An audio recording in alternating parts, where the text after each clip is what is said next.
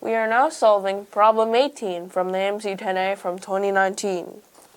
For some positive integer k, the repeating base k representation of the base 10 fraction, 7 over 51, is 0.23 repeating in base k, which is 0.23232323 ... in base k. What is k? So we are given the fraction 7 over 51. Now, how do we even get a formula for this? Well, let's just let x equal 0.23 in the base of k repeating. So, how do we do this? Well, we can square this k like this. Like, we can do this k squared times x is equal to 3.23 repeating in the base of k. This is an essential rule that we can do. Now, since this is 0.23 repeating, that's x, so we can do this. K squared times x is equal to 23 in the base of k plus x.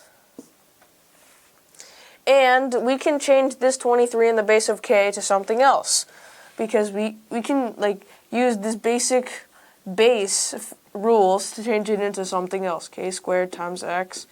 This is equal to 2k plus 3 plus x. Now, to get an equation for x, we get that x is evidently 2k plus 3 over k squared minus k, over k squared minus 1.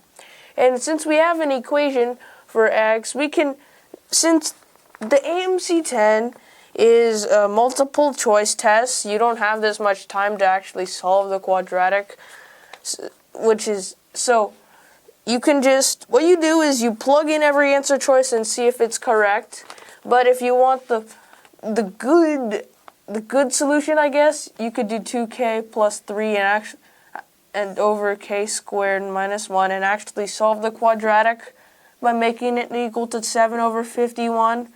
Now, you multiply both sides and you get multiply this out. This is 102k plus 153, is equal to 7k squared minus 7.